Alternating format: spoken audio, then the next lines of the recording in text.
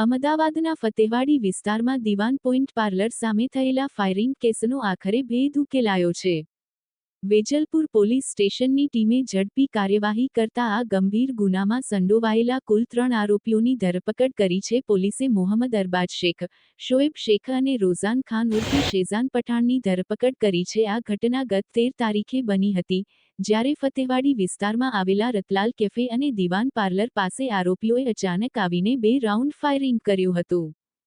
Firing દરમિયાન મુદસહેમદ ખાન પઠાણના જમણા પગના પંજામાં ગોળી વાગી હતી, જેને પગલે તેમને ગંભીર ઈજા પહોંચી હતી. ઘટનાના પગલે સમગ્ર વિસ્તારમાં ભય અને અફરાતફરી ફેલાઈ ગઈ હતી. પોલીસ તપાસમાં ખુલાસો થયો છે કે આ ફાયરિંગ કોઈ અચાનક બનાવ નહોતો, પરંતુ પાર્લર અને કેફે પર બેસવાની મનાઈ કરાતા આરોપીઓએ જૂની અદાવત રાખીને આ ગુનાને અંજામ આપ્યું હતું. ફાયરિંગ સમયે આરોપીઓએ આજે જાનથી મારી નાખીશું તેવી ધમકી આપી 2 રાઉન્ડ ફાયરિંગ કર્યું હોવાનું પણ તપાસમાં સામે આવ્યું છે.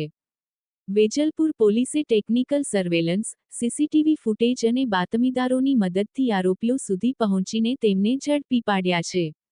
મુખ્ય આરોપી મોહમ્મદ અરબાજ શેખ પાસેથી ફાયરિંગમાં વપરાયેલ પિસ્તોલ પણ પોલીસે જપ્ત કરી છે.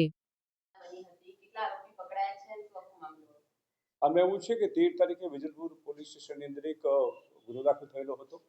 એમાં બિસ્મિલ્લાહ બેકરી છે એની બાજુમાં દીવાન પાર્લર છે, ત્યાં આરોપીઓ છે એ આવી અને ફાયરિંગ કરેલું હતું, જેમાં ફરિયાદી છે એના પગે ગોળી વાગેલી હતી.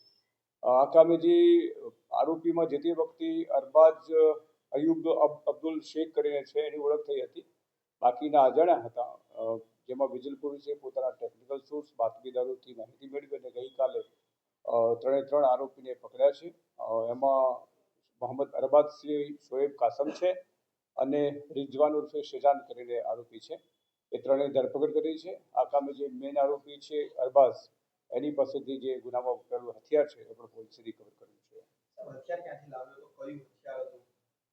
આ ઇન્ડિયન પિસ્તોલ છે અને તે એક સુરતનો અજય કરીને છે, એની પાસેથી લાવેલો હોવાની અત્યારે પ્રાથમિક તપાસ મને જણાવ્યું છે. એની પાસેથી એની જે અજયની હિસ્ટ્રી પણ પોલીસે મેળવી છે, એટલે આગળ પોલીસ તપાસ કરવાની છે. કારણ એ મેં અગાઉ આપને જણાવ્યું હતું એ પ્રમાણે છે કે જે આરોપીઓ છે એ ત્યાં દીવાન પાર્લર આગળ બેઠા હશે અને ગ્રાહકો આવતા જતા હશે તો અડચણ થતા હશે, એટલે આ લોકોએ સાઈડમાં જવાનું કીધેલું, એનો ખાર રાખીને આ લોકો આવેલા હતા અને બરાબર આરોપીઓ છે તે ગેરકાયદેસર પ્રવૃત્તિઓ સાથે સંકળાયેલા હોવાથી તેઓને અહીંયા બેસવા માટેની અને ત્યાં ના પાડતા હતા. તપાસ દરમિયાન એવું કંઈ ગુનાહિત ઇતિહાસ અથવા તો અન્ય કોઈ એવી અસામાજિક પ્રવૃત્તિમાં સંકળાયેલા હોય સામે આજે આરોપી 3 છે એની કોઈ પોલીસ રેકોર્ડ પર ગુનાહિત હિસ્ટ્રી નથી. બીજું આવી જે એ લોકો એલિગેશન કર્યું છે એવી કોઈ હકીકત પોલીસના ધ્યાન ઉપર આવી નથી. તેમ છતાં જે એમણે કહ્યું એના પછી પોલીસ સક્રિય છે ને આવી કોઈ પ્રવૃત્તિ હશે તો કાયદેસરની કાર્યવાહી કરવામાં આવશે. નહીં, હથિયાર તો એ જ્યારે એની સાથે પહેલા કામ કરતો હતો, મજૂરી કામ એ વખતેથી અજય સાથે ત્યાંથી કોન્ટેક્ટમાં હતો એટલે એને મેળવેલું હતું અને એમ કે શોબાજી કરવાના ઉદ્દેશથી રાખેલું હોવાનું જણાવ્યું છે, પણ ખરેખર જે સાચું કારણ શું છે એ હવે પૂછપરછ ચાલુ છે એટલે ખબર પડી જશે. 2 રાઉન્ડ ફાયર થયા હતા, એમાંથી એક વાગ્યો હતો અને ખાલી કર્યો.